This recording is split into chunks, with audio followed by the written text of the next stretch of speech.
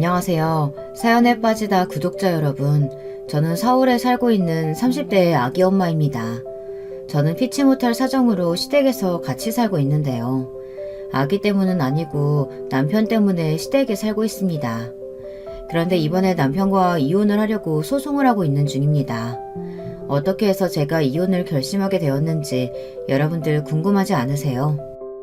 제가 남편과 헤어지겠다고 마음을 먹은 이유는 남편 때문만은 아니에요. 남편은 정말 저에게 잘해주던 사람이거든요. 하지만 제 남편은 다 괜찮았는데 제일 큰 문제가 있었는데요. 그건 시어머니에게는 꼼짝도 못하는 그야말로 효자 플러스 마마보이라는 겁니다. 그래서 제 결혼 스토리는 정말 우여곡절도 많았어요. 저를 아는 모든 사람들은 저에게 저런 남자에게 시집가면 고생길이 훤할 것 같다며 제 결혼을 반대했거든요. 하지만 저는 그 반대들이 전부 귀에 들어오지 않았습니다. 그건 남편에게 정말 단단히 콩깍지가 씌어 있었기 때문이었습니다. 제 남편은 정말 평범한 훈남인데요. 제 이상형이었어요. 저는 자상한 사람에게 시집가고 싶다고 어릴 적부터 제 친정엄마나 아빠에게 말하고 다녔었거든요. 그 이유는 말이죠.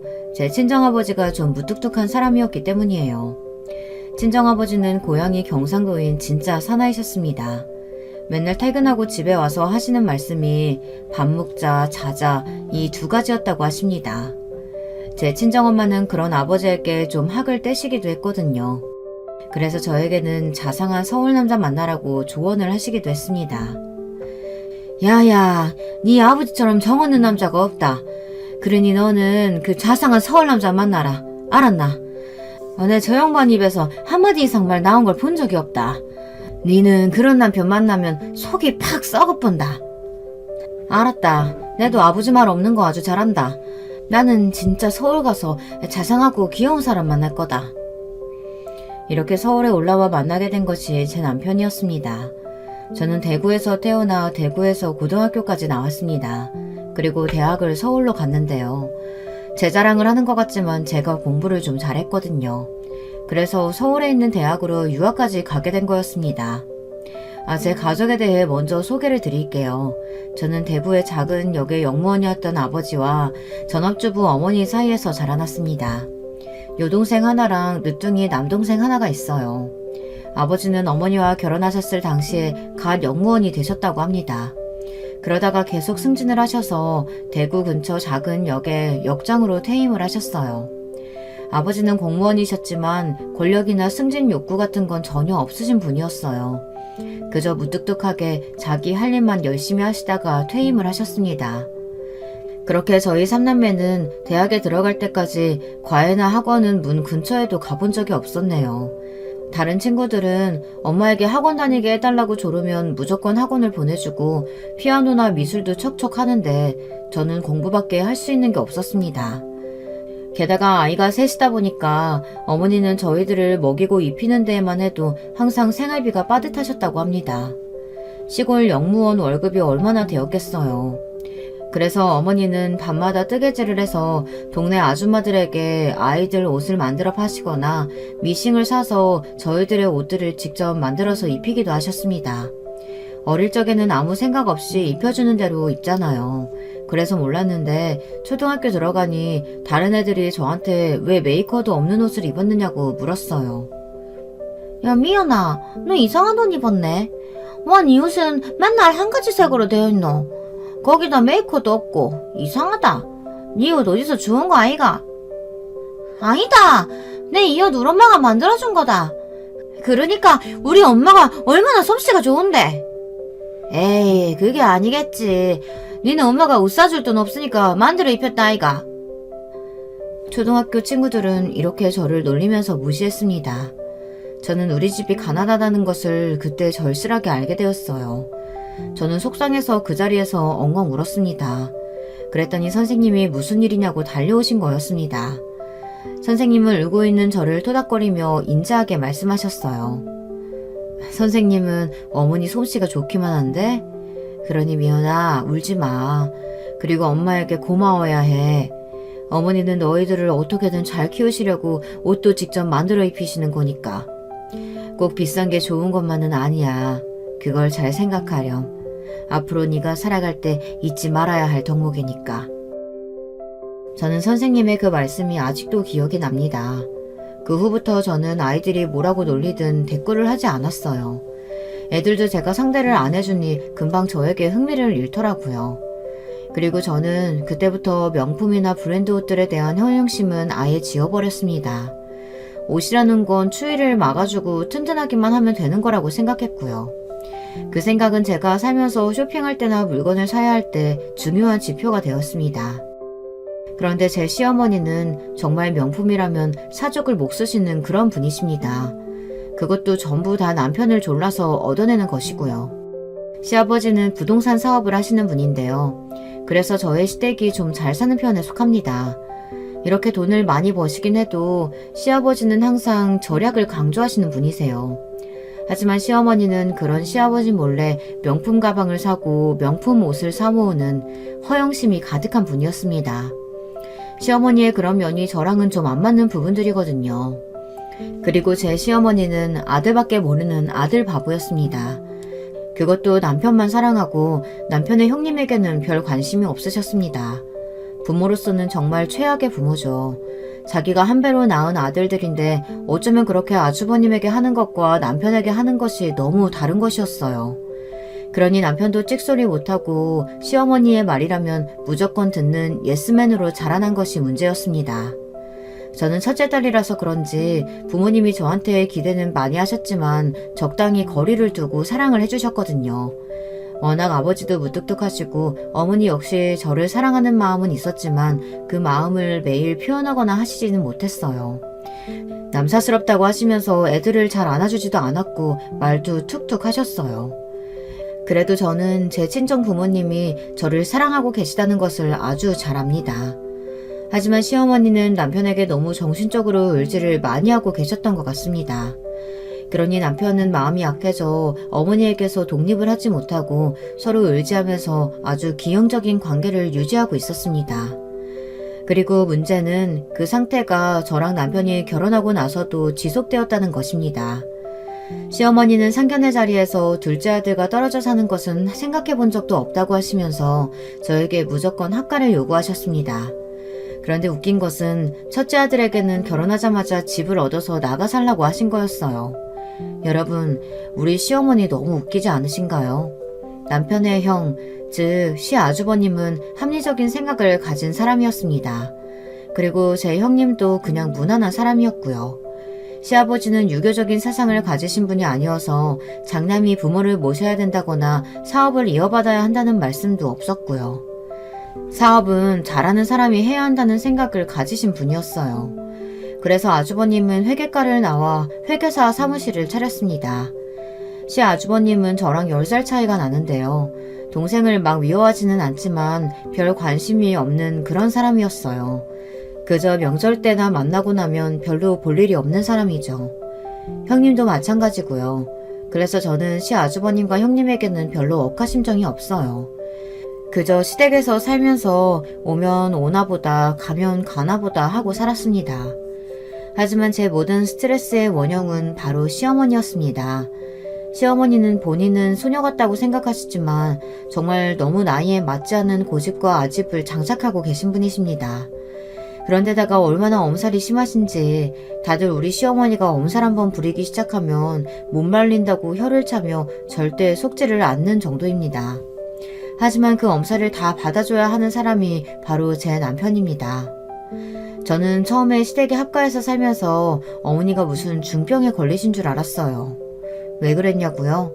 까딱하면 어디가 아프네, 숨을 쉴 수가 없네, 이런 소리를 늘어놓으시면서 환자인 척을 하십니다. 아침에 일어나는 것도 못 일어나서 제 남편이 항상 가서 안방에서 일으켜줘야 일어나시는 분이거든요. 시아버지는 아예 이런 시어머니와는 각방을 쓰시면서 주로 서재에서 주무시고 안방을 혼자 차지하고 사시는 시어머니는 매일 일어나자마자 둘째 아들을 부르는 게 일과였습니다. 아들, 얼른 와서 엄마 좀 일으켜줘, 응? 아이고, 밤새 잠을 못 잤네. 목이 너무 뻣뻣하다. 알았어. 엄마 잠깐만 기다려요. 금방 가서 내가 일으켜줄게요. 그리고 목 안마도 해릴까? 이런 꼴을 보고 사는데 누가 미치지 않을 재간이 있겠어요. 시댁은 완전히 시어머니와 우리 남편의 신혼집이라고 해도 과언이 아닐 정도였습니다. 시아버지는 모자가 연출하는 이런 시트콤 같은 상황에는 이골이 나셨는지 꼴보기 싫다고 혀를 차시며 서재에서 거의 나오지 않으셨습니다. 그러면 남편은 시어머니가 차려주시는 아침밥을 먹고 출근을 하는 거였습니다. 그동안 저는 뭘 했냐고요? 방에서 아예 나오지를 않았어요. 그건 좀 편하더라고요. 애초에 시어머니는 저를 남편 뺏어간 나쁜 년이라고 생각하신 모양이었습니다. 그걸 막 겉으로 티내면서 저를 미워하거나 구박을 하시지는 않았어요. 하지만 우리 시어머니는 저와 남편이 결혼하던 날 억울해서 우셨습니다. 본인 막내 아들이 짠해서가 아니고요. 애써 다 키워놓으니 어디서 나타난지도 모를 제가 뺏어간 것 같으셨나 봐요. 그러니까 아예 100% 본인을 위한 눈물이었던 거죠. 여러분, 결혼식을 하고 나서 2부 순서로 피로연을 시작하잖아요. 그러면 신랑 신부는 흰 드레스를 벗고 한복을 입고 나와 결혼식에 와주신 분들에게 돌아다니며 인사를 하게 되어 있습니다. 그때 남편과 저는 시부모님이 계신 테이블에 제일 먼저 갔습니다. 그런데 아직도 시어머니가 목 놓아 울고 계신 거였어요.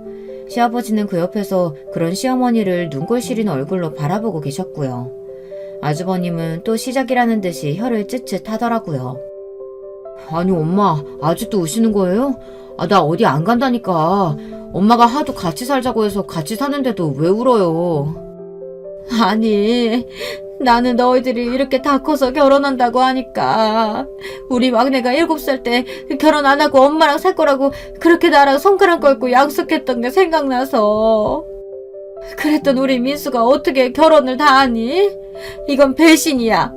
아이고 우리 민수 아까워서 어쩌니? 아니 누가 보면 아들 결혼식이 아니라 장례식 온 줄 알겠어. 제발 그만 좀 하게. 좋은 날 왜 울고 그러나? 당신은 내 입장이 이해가 안 돼? 내가 민수 얘를 어떻게 키웠는데 이렇게 일찍 결혼할 줄 알았어? 그 앞에서 저는 도대체 어떤 반응을 해야 할지 모르겠더라고요. 저는 정말 시어머니가 이렇게 심각한 망상병 환자인 줄 몰랐습니다. 그래도 그때는 제가 합가를 했으니 잘해드려야겠다. 내가 어머니께 잘해드리면 어머니도 나를 귀여워하시겠지 하는 생각을 했습니다. 그때는 제 머릿속이 아마 꽃밭으로 가득했었던 모양이에요. 사랑하는 남자랑 결혼을 했으니까 그 남자의 어머니도 제 어머니처럼 살갑게 대할 수 있을 거라고 착각을 했던 거였어요. 그런데 그건 정말 제 생각일 뿐이었습니다. 저를 미워하는 사람과 함께 산다는 건 얼마나 저를 깎아먹는 미친 짓이었는지를 몰랐던 거죠. 신혼 초에는 남편에게 불평도 하고 시어머니에 대한 불만도 종종 말했습니다. 하지만 남편은 곤란한 얼굴만 했을 뿐이었어요. 그러면서 저한테 이런 말을 하는 거였습니다. 여보, 어머니 말이야. 나를 미워하시는 거지? 꼭 당신이 나랑 같이 있는 시간대에만 어디가 그렇게 아프신지. 그리고 당신이 출근하면 갑자기 완전 멀쩡해지시는 거 알아? 어머니는 내가 꼴 보기 싫으신가 봐. 내가 아무리 잘해드려도 나를 투명인간처럼 취급하셔. 나 이 집에서 하루에 말 한마디도 안 하고 살 때도 있어. 이럴 바에는 내가 왜 결혼을 했는지 모르겠다고. 나도 알아. 어머니가 억지 잘 부리시고 너무 애 같으신 거. 그런데 어떡해. 어머니인데 그럼 뭐라고 해. 나한테만 의지해서 30년이 넘게 사신 분이야. 그런 어머니를 내가 어떻게 모른 척 할 수 있겠어. 남편과 저의 대화는 이렇게 평행선을 달렸고 그 후에는 서로 폐칸이 돌아서서 각자 뒤돌아서 딴 방향을 보고 잤습니다. 그걸 넘어서서 저는 남편의 얼굴조차 보기도 싫었을 때도 있었어요. 저는 헌신짝처럼 버린 채로 시어머니와 웃고 떠드는 것을 보면 정말 저 사람이 내 남편이 맞는지 의심이 될 때도 있었어요. 특히 가족여행을 가거나 쇼핑몰로 놀러갔을 때 시어머니는 남편의 팔짱을 단단히 끼고 저는 거들떠보지도 않은 채로 성큼성큼 앞으로 나가셨습니다. 그러면 시아버지와 나머지 식구들은 얼굴이 벌개져서는 일행이 아닌 척 다니기도 했고요. 그런 상황이 되면 시아버지는 저에게 미안한 얼굴로 눈을 찡긋하셨어요. 우리 시어머니는 그만큼 아무도 못 말리는 분이었습니다. 시어머니는 막내 아들만 있으면 세상에 무서울 게 없는 그런 할머니였어요. 할머니지만 본인이 할머니란 소리를 듣는 것은 아주 끔찍히 싫어하시던 분이었죠. 아주버님이 결혼을 해서 저는 쌍둥이인 시조카들이 있었어요. 그런데도 시어머니는 그 애들을 데리고 놀아준다던가 어딜 데리고 가시는 걸 한 번도 본 적이 없습니다. 그렇게 조카 애들은 10살이 지났고요. 시어머니는 시조카들을 아기 때부터 안아주거나 봐준 적이 없다고 신혼 초에 형님이 그러시더라고요. 저기 동서, 내가 할 말이 있는데 말이야. 우리 시어머니한테 많은 걸 바라지 마. 우리 시어머니 말이야. 내가 애들 둘 키울 동안 우리 아들들 한 번도 봐준 적 없는 분이야. 잠깐 봐준 적도 없으시고. 아마 동서 애들한테는 다를지도 모르겠다. 그렇게 죽고 못 사는 도련님의 아이니까 말이야. 어머, 그러셨다고요? 어떻게 그럴 수가 있어요? 아무리 시아주버님이랑 대면대면해도 손주는 이쁜 거 아닌가요? 그런데 시어머니 정말 대단하시다. 알겠어요. 어차피 저도 큰 기대는 안 했어요. 우리 남편만 그렇게 죽자고 싸고 도시는 분인데 어련하겠어요. 형님, 우리끼리 잘 살아요. 그들만의 세상에 있는 그 두 사람은 신경 쓰지 말아요. 오죽하면 제가 이런 말을 다 했겠습니까? 여러분들도 뭔가 짐작하시는 것들이 좀 있으시겠죠. 정말 시어머니는 우리 남편을 무슨 애인처럼 착각하고 자랑하고 싶어하는 그런 망상병 환자였던 것이었습니다. 그런 것 때문에라도 시어머니는 피부과며 에스테틱에 월 100만원, 각종 운동에 또 몇백만원, 그리고 명품샵에서는 VVIP 고객일 정도로 돈을 펑펑 물쓰듯 쓰고 다녔던 겁니다. 시아버지가 하도 돈을 많이 쓰는 시어머니에게 넌더리가 나서 카드를 막아놓자 시어머니는 몰래 아들 명의로 된 카드를 가지고 다니며 그렇게 긁어대더라고요. 그러면 아기를 재우느라고 집에 있는 저한테 카드 알림이 막 오는 거였어요. 저는 처음에는 눈을 휘둥그레 뜨고 놀라서 어머니께 전화를 했습니다. 도대체 돈을 얼마나 쓰시는 거냐고 말이에요. 여러분들 같으면 황당하지 않으실까요? 어머니, 오늘 1시간 만에 100만 원이 넘게 카드가 긁혔는데요. 어떻게 되신 거예요? 어머니 혹시 남편 카드 분실하셨어요? 어머, 그게 너한테 갔니? 아니다. 나 여기 백화점인데 오늘 신상 백이 들어와서 하나 지른 거야. 넌 신경 쓰지 마라. 어차피 네가 갚는 거 아니잖니? 우리 아들 돈 잘 버는 거 너도 잘 알잖니? 여러분들, 어떻게 하면 이런 논리를 펼칠 수가 있을까요? 아들이 번 돈을 자기 돈처럼 펑펑 쓰고 다니는 우리 시어머니, 저는 이해가 안 가더라고요. 아무리 아들이라도 결혼을 했으면 경제적인 독립을 해줘야 하는 거 아닌가요? 어떻게 아들 등에 빨대를 꽂고 사실 생각을 하는지. 그리고 시어머니가 진짜 아픈 것도 아니고 사지가 멀쩡하신데 돈도 하나도 안 버시면서 남편과 아들 돈으로 호의호식하고 있다는 게 저는 정말 기가 찼습니다. 저희 시어머니 연세가 몇인지 아세요? 이제 환갑이 조금 넘었습니다. 요즘은 60세면 노인으로 부르지도 않는다면서요. 그런데 몇 년 전에 환갑을 맞으신 우리 시어머니가 뭐라고 하셨는지 아세요? 세상에 남들도 하나도 안 하는 환갑잔치를 벌이고 싶다고 하시더라고요. 그리고 샤넬백을 사달라고 우리 남편을 막 졸라대는 거 있죠. 본인이 받은 샤넬백이 있다고 하시면서 환갑 일주일 전부터 아들 팔에 매달려 막 백을 사달라고 조르는데 가관도 그런 가관이 없더라고요. 남편은 곤란한 얼굴로 웃기만 할 뿐이었습니다. 제가 옆에서 도끼 눈을 뜨고 거절하라고 남편에게 무언의 압박을 가했거든요. 보다 못한 시아버지가 백은 무슨 백이냐고 정신 차리라고 시어머니께 무서운 얼굴로 일갈을 하셨습니다. 그랬더니 시어머니는 깜짝 놀라 심장을 부여잡고 또 연기를 막 하시는 거예요. 당신 정신이 있는 거야 없는 거야? 어떻게 아들한테 백을 사달라는 말을 서슴없이 하나? 한두 푼 하는 것도 아니고. 그리고 언제까지 막내 끼고 살 생각이야? 우리 며느리 눈 밑에 다크서클 안 보여? 얘는 얼마나 황당하겠냐고. 당신 같은 미친 시어머니 두고 사는 게 쉬운 줄 알아? 에휴, 얼른 얘네들 분가시켜. 아유, 깜짝이야. 어떻게 당신은 집안에서 큰 소리를 치는 거유? 내가 귀가 먹었어? 소리를 지르게? 내가 왜 우리 아들이랑 떨어져 살아야 되는데? 야, 너 막내 며느리, 네가 말해봐라. 너 분가하고 싶니? 애꿎은 불똥이 저한테 떨어졌습니다. 저는 금방 대답을 못하고 있었어요. 당연히 그런 마음은 굴뚝 같았지만 제가 분가하고 싶다고 답하면 우리 시어머니 성질상 막도 울면서 아들을 찾아 돌아다닐 게 뻔했고 저는 시어머니의 그 꼬락서니를 보기 싫었거든요. 그러니 제 남편이 또 나서서 중재를 해야만 했습니다. 어머니, 저 어머니랑 같이 살아도 돼요. 불편한 거 없지, 당신도? 불편한 거, 없지. 여러분, 남편이 못돼 처먹은 게 뭐였는지 아시나요? 꼭 이렇게 제 의견을 안 물어보고 당신 불만 없지 하면서 이런 식으로 제 입을 확 막아놓는 거였습니다. 거기서 제가 뭐라고 할까요? 불편하다고 하면 또 시어머니를 저를 나쁜 며느리라고 모함하며 울고불고 난리를 칠 게 뻔한데요. 저는 그 상황 자체가 정말 불편했습니다. 제 탓이 아닌데 사달이 나고 집안에 분란이 일어나는 것이 제일 싫었습니다. 그래서 우리 아들을 낳을 때까지 그냥 참고 살았어요. 저는 남편을 밤에 같이 잘 때만 봤어도 아무렇지도 않았거든요. 사실은 진짜로 아무렇지 않았던 건 아니지만 그냥 참았어요. 남편을 애인처럼 생각하는 유별난 시어머니의 애기 노릇하는 남편을 볼 때마다 저는 냉소적이 되어갔습니다.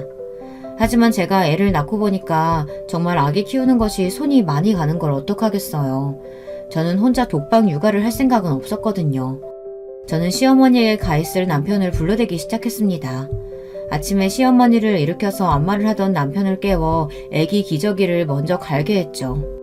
그랬더니 시어머니는 당장 불편한 기색을 드러내면서 본인의 애착 인형 작은 아들을 자꾸 데려가는 저에게 뭐라고 타박하기 시작했습니다. 얘 새아가, 우리 민수 왜 자꾸 애기 돌보라고 시키는 거니? 너는 손이 없어 발이 없어. 집에서 아무것도 안 하는 주제에 왜 애 기저귀 갈라고 곤히 자는 우리 아들 깨우는 거야? 어머니, 그럼 어떡해요. 저는 밤새 애기 돌보고 젖도 주고 해서 잠을 못 자는데 새벽에 일어나서 남편이 기저귀 한 번이라도 갈아줘야죠. 그래야 애기도 민수씨가 자기 아빠인 줄 알 거 아니에요. 아니면 제가 언제 남편 얼굴 한 번이라도 보겠어요? 맨날 어머니랑 안방에서 하하호호 깨가 쏟아지고 있는데. 저는 이제야 남편과 시어머니의 이상한 관계에 대해 대놓고 지적질을 하기 시작했습니다. 애를 낳고 보니까 더 이상 참고 살 필요가 없겠더라고요. 그리고 저는 아기 낳은 후부터 남편의 카드를 쓰던 시어머니의 과소비를 막았습니다. 시아버지에게 시어머니가 제 남편 카드를 쓰고 있다고 말해버리고 말았던 것이에요. 뭐 좀 비겁하긴 하지만 안 그러면 저는 애기랑 어떻게 살아요. 기저귀도 사야 되고 애기 옷도 사야 하고 젖이 모자르면 분유도 사야 하는데요. 애 키우는데 돈이 얼마나 많이 드는지 저는 애를 낳고 나서야 알았습니다. 그러니 당장 시어머니에게 넘어간 남편의 카드부터 찾아야 했습니다. 시아버지는 그동안 남편의 카드를 빌려다 멋대로 명품 쇼핑을 한 시어머니의 만행을 알아채시고는 엄청나게 분노하셨어요. 당장 시어머니에게 따졌습니다. 어떻게 엄마가 되어서 자식의 카드를 쓸 수가 있냐고. 그것도 몇십만 원도 아닌 몇백만 원씩 말이에요. 어떻게 뻔뻔스럽게 아들한테 카드를 달라고 해서 쓸 생각을 해? 그리고 당신 주제에 그런 명품들이 가당키나 해? 얼른 전부 팔아버려. 당근마켓에서 팔든지 중고 세상에 팔든지 다 팔아버려. 안 그러면 내가 그 꼴도 보기 싫은 가방 전부 내다 버릴 테니까. 당신이 무슨 권리로 내 애기들이 판다고 난리야. 이게 내가 얼마나 피땀 흘려서 사모은 것들인데. 당신 카드로 산 거 얼마 안 돼. 다 우리 민수 카드로 산 거라고. 그러니까 당신 이 가방들 건드릴 생각 아예 하지도 마요. 시어머니의 애기란 것들은 다름 아닌 그 명품 가방들을 말하는 것이었습니다. 저는 시어머니의 말들이 하나도 이해가 안 됐어요. 어떻게 가방이 애기가 될 수 있으며 그걸 자기가 번 돈도 아니고 남편이랑 아들 카드로 살 수 있는지 말이에요. 뭐 선물로 한두 개 받는 거야 그럴 수도 있다고 생각합니다. 하지만 한 달에 한 개씩 다른 사람 카드로 사는 건 정말 너무한 거잖아요.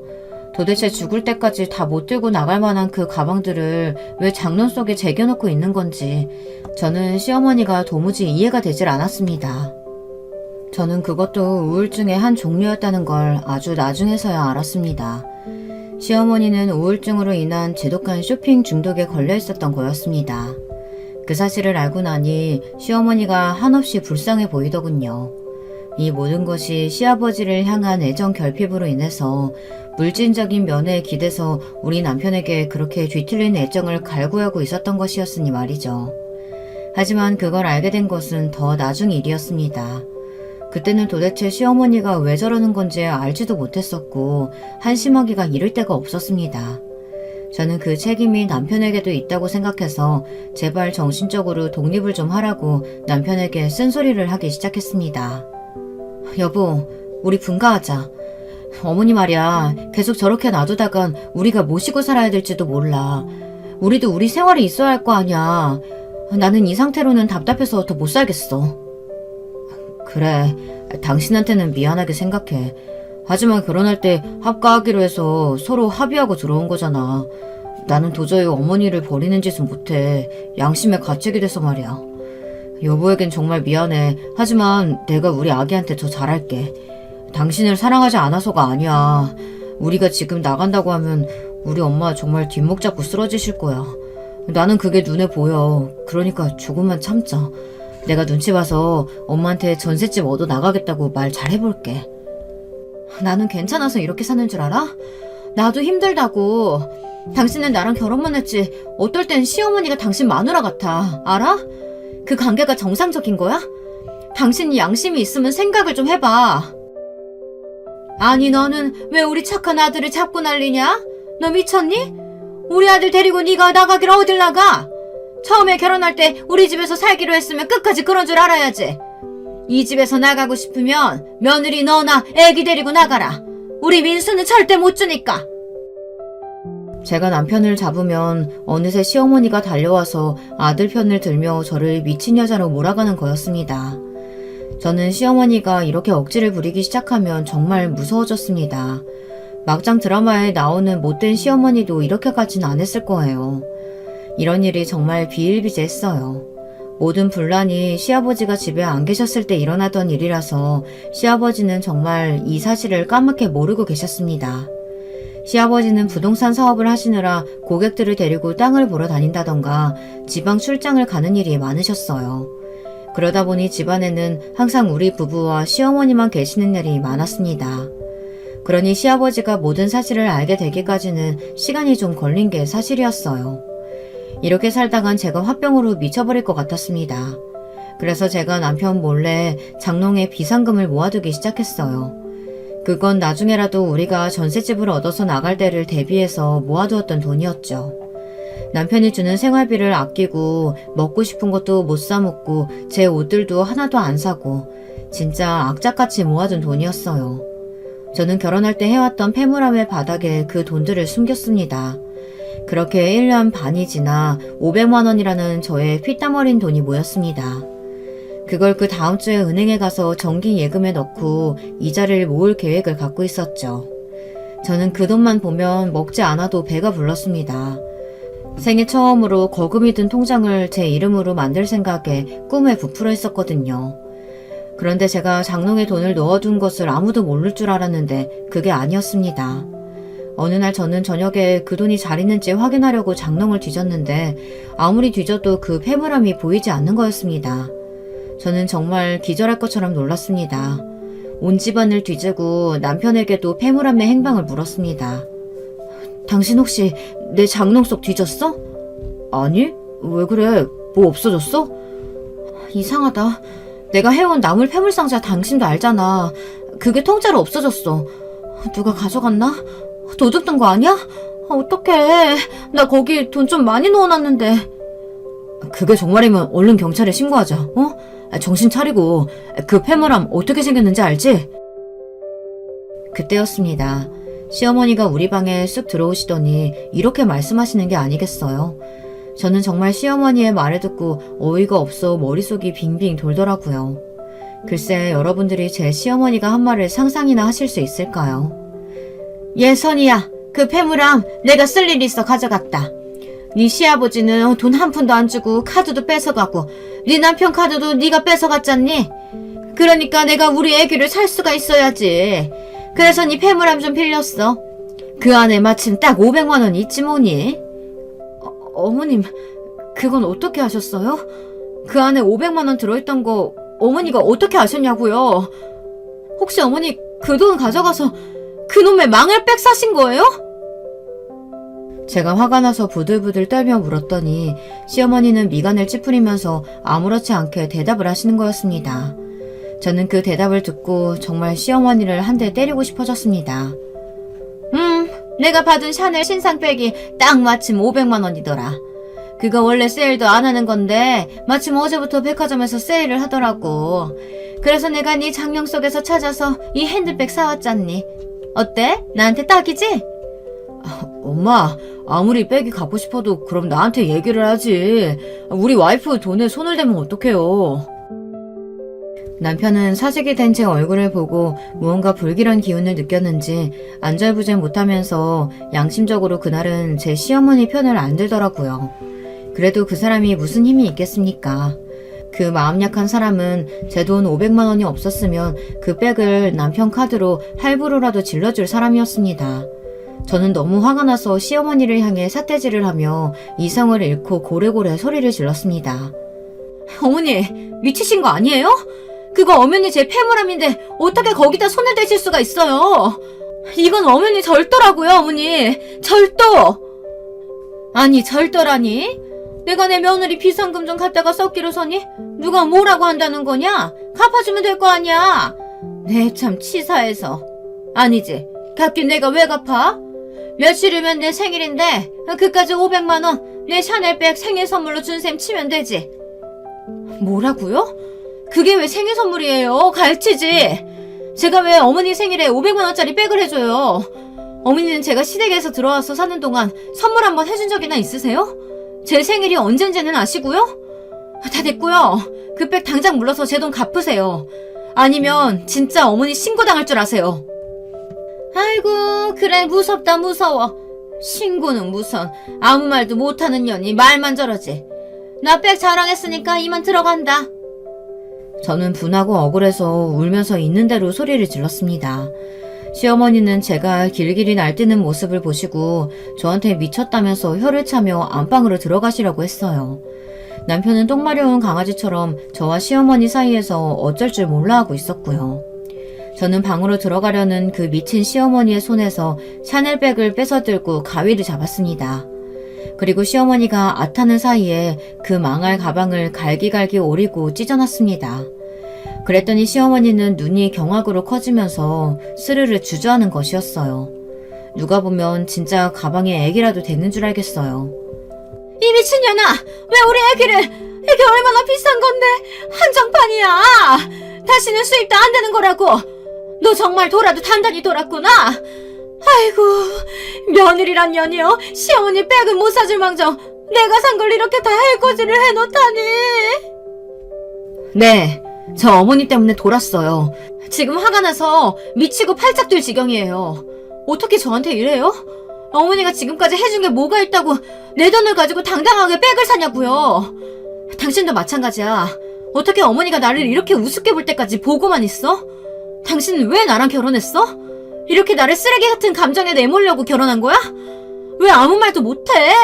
입이 있으면 둘 다 말 좀 해봐! 시어머니는 갑자기 미친 듯이 제 머리채를 잡아당기셨어요. 저는 시어머니의 소나기에 질질 이끌려 이리저리 끌려다니며 아프다고 소리를 질렀습니다. 몇 분 만에 겨우 어머니 소나기에서 빠져나와 정신을 차려보니 어머니는 싹둑 잘려진 가방을 끌어안고 미친 듯이 오열을 하고 있었습니다. 저는 너무나도 화가 치밀어서 그런 미친 시어머니의 뺨을 한 대 쫙 갈겼습니다. 어머니, 정신 차려요. 그거 어머니 애기 아니에요. 그리고 어머니, 이제 절도죄로 고소당할 줄 아세요. 어머니 때문에 저는 민수 씨랑도 이혼할 거니까요. 우리 애는 제가 데리고 가요. 이런 미친 집안에 한시라도 갇혀있고 싶지 않아요. 그 후에 저는 펑펑 울면서 우리 방으로 들어가서 되는 대로 캐리어에 짐을 싸가지고 우리 아들을 업고 무작정 시댁집을 나왔습니다. 제 남편은 급하게 저를 따라 나와 제 팔목을 잡았습니다. 그리고 화가 난 저에게 울면서 네가 참으라고, 시어머니가 어른이니 이겨먹으려 들지 말고 그냥 참아라, 이런 개소리를 하는 겁니다. 그래도 어머니 뺨 때린 건 사과해야지. 잘못했다고 빌자. 이자료도 들어가서 어머니께 잘못했다고 하면 내가 500만 원 대출받아서라도 네 통장에 채워줄게. 저는 이런 남편놈의 답답한 소리를 듣자 더 열이 받아버렸어요. 등에 업은 아기는 울고 있고 남편은 시어머니한테 사과하라면서 제 마음을 몰라주고 있잖아요. 저는 정말 그날 실신을 하지 않은 게 용할 지경이었습니다. 저는 답답한 소리를 하는 남편의 뺨도 짝소리나게 갈겨버렸습니다. 그랬더니 차라리 속이 시원하더라고요. 저는 어안이 벙벙한 채로 저를 쳐다보는 남편의 면상에 대고 이렇게 소리를 쳤습니다. 너도 마찬가지야. 네가 시어머니 버릇 다 망쳐놓는 못된 자식이라고. 시어머니가 잘못한 게 있으면 따끔하게 이야기를 해야지. 그걸 네 엄마라고 편들어주고 앉았니? 너랑 네 엄마 둘 다 제정신 아니야. 그러니까 니네 엄마랑 둘이 손잡고 정신병원에나 가봐. 우리 아들 이런 미친 집안에 놔둘 수 없어. 이제 이혼이야. 난 그래도 네가 정상인인 것 같으면 내 편 들어줄 줄 알았어. 그런데 넌 끝까지 시어머니 편이구나. 이제 됐어. 우리는 여기까지인 것 같다. 너 같은 새끼는 그냥 네 엄마랑 둘이 살아야 하는 종자야. 다음에 또 재혼해서 다른 여자 등쳐먹을 생각하지 말고 니네 엄마나 잘 모셔. 이 개새끼야. 저는 그동안 남편한테 하고 싶었던 말을 속사포처럼 쏟아내놓고는 남편이 멍하니 있는 틈을 타서 도망치듯 택시를 타고 친정으로 가버렸습니다. 우리 아들을 그 집안에서 키웠다간 정말 남편처럼 될까봐 덜컥 겁이 났습니다. 그래도 아직 아기니까 남편이 없어도 제가 취직만 하면 우리 아들 하나쯤은 먹이고 입히고 살 수 있을 거라고 생각했어요. 그리고 당연히 지저분한 소송을 해서라도 양육비는 받아내고 말 겁니다. 그동안 제가 시어머니에게 당한 게 있는데 어떻게 위자료 한 푼 없이 나갈 수 있겠어요. 친정에 돌아오니 정말 마음이 편해지면서 눈물이 하염없이 쏟아지는 것이었습니다. 친정엄마는 제가 큰 가방을 끌고 울면서 애를 업고 들어오는 것을 보자 무슨 일이냐고 물으시면서도 눈을 휘둥그레 뜨셨어요. 저는 오늘 일어난 일을 친정엄마께 모두 말씀드렸습니다. 그랬더니 우리 친정 부모님 두 분 다 화가 나서 어쩔 줄을 모르시더라고요. 어떻게 합가했다고 며느리 돈을 훔쳐다가 백을 살 생각을 하냐고. 부모가 아니라 철없는 망나니 딸 같다고 말이에요. 아니 친딸이라도 그런 간 큰 짓거리는 못할 거라고 하며 시어머니를 고소해야겠다고 하시더라고요. 저는 드디어 제 편이 생긴 것 같아 더 서럽게 울어버리고 말았습니다. 그동안 결혼한 후에 시댁에서 합가해서 살면서 제가 겪은 일들은 이것보다 훨씬 더한 것들이었습니다. 그나마 제가 지금은 많이 순화해서 말씀드린 것이었어요. 물론 제 이혼 변호사에겐 하나도 빠짐없이 전부 말했죠. 제 하소연을 듣던 이혼 변호사 역시 기가 막혀서 입을 딱 벌리고 할 말을 잃었다고 하시더군요. 자기가 그동안 들어본 사건 중에 탑 3급에 드는 미친 시어머니라고 말이죠. 변호사 선생님은 일단 시어머니는 절도죄가 성립하고 민사상으로도 형사상으로도 빼박 징역이나 벌금으로 처분할 수 있다고 하더라고요. 저는 독해지기로 마음을 먹고 시어머니의 집으로 고소장을 보냈습니다. 그리고 남편과의 이혼 서류도 같이 보냈죠. 그랬더니 며칠 후 시아버지에게 조용히 한번 만나자고 전화가 오더군요. 저는 아버님께는 마음이 약해질 것 같아 제 친정아버지를 대동해서 나갔습니다. 친정엄마는 대구집에서 제 아들을 봐주시기로 하셨습니다. 친정엄마는 사돈의 얼굴을 보면 마음이 약해질지도 모르니 절대 보지 말고 절대 합의는 없다는 말만 하라고 저에게 세뇌하듯이 말씀하셨어요. 저는 비장하게 고개를 끄덕이고 나갔습니다. 그래도 혼자서 당하는 것보다는 제 아버지가 같이 계셨으니 든든한 마음이 있었어요. 시아버지가 나와 계신다는 커피숍에 가보니 아버님 역시 남편과 함께 나와 계시더군요. 남편은 제 얼굴을 보자마자 얼굴이 붉어지더니 당장 일어나 따질 것처럼 씩씩거리기 시작했습니다. 그런 남편의 얼굴을 보는데 저는 정말 사람이 저렇게까지 못나 보일 수 있나 하는 생각까지 들더라고요. 제 이상형이었던 자상한 남편감은 어딜 가고 분노로 얼굴이 일그러진 못생기고 초라한 남자가 하나 있는 거예요. 그 모습을 보니 남편에 대한 아무런 기대도 없어지더군요. 아, 정말 이 사람과 헤어지길 잘했다 이 생각밖에 안 들었습니다. 사돈 나오셨군요. 정말 죄송합니다. 우리 아들놈한테 자세한 이야기 다 들었습니다. 그저 우리 못난 마누라가 다 잘못한 일입니다. 그러니 조금이라도 어떻게 선처가 안 될까요? 아버지, 그럴 필요 없어요. 선이가 멋대로 어머니 때리고 집 나간 건데 왜 우리가 빌어요? 선이야, 네가 말해봐. 네가 우리 아빠하고 나한테 빌어도 모자랄 판이야 지금. 시아버지는 시댁 집안에서 유일하게 상식적이고 이성적인 분이셨기에 무조건 잘못했다고 빌러 나오신 듯 했습니다. 그랬더니 남편이 옆에서 시아버지께 사과하지 말라고 자기는 저한테 배신당한 거라면서 마구 화를 내더라고요. 그리고 제 탓인 양, 제가 미친 여자인 양 모든 상황을 그렇게 몰아가려 했습니다. 저는 남편의 그런 모습을 보고 엄연히 모든 상황을 알고 있는 우리 친정아버지가 있는데도 저러고 싶을까 그런 생각만 들었습니다. 어떻게 손바닥으로 하늘을 가리려고 하는 건지 남편이 저렇게 된 데에는 시어머니의 잘못된 교육과 맹목적인 애정이 쌓이고 쌓여 그렇게 된 것이겠죠. 제가 분노로 부들부들 떠는 것이 느껴지자 친정아버지는 가만히 제 손을 잡아주셨어요. 그리고는 침착한 목소리로 시아버지를 똑바로 보며 말씀하셨습니다. 저는요, 영무원으로 지내다 퇴직을 해서 그런가 그냥 이번 일이 우리 인연이 잘못됐다고 봅니다. 사돈댁에 사부인하고 제 딸이 상성이 안 맞아가 그런 거라 생각하십시오. 라고 잘못은 그 짝이 했으니까 그에 상응하는 정신적, 물질적 손해배상은 꼭 하셔야 할 겁니다. 아무래도 사부인은 정신과적인 치료를 받으셔야 하는 것 같고요. 저희는 할 말 다 했습니다. 이만 가보겠습니다. 사돈, 마지막으로 우리 딸 그동안 잘 보살펴 주셔서 감사합니다.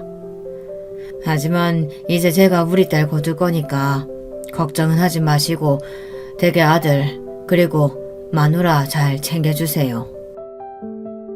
친정아버지 말씀을 들은 시아버지는 그저 먹먹한 눈으로 제 아버지를 쳐다보기만 하시더라고요. 우리 아버지 말씀은 하나도 틀린 구석이 없었으니까요. 저는 옆에서 눈이 휘둥그레져서 우리 아버지를 쳐다볼 수밖에 없었어요.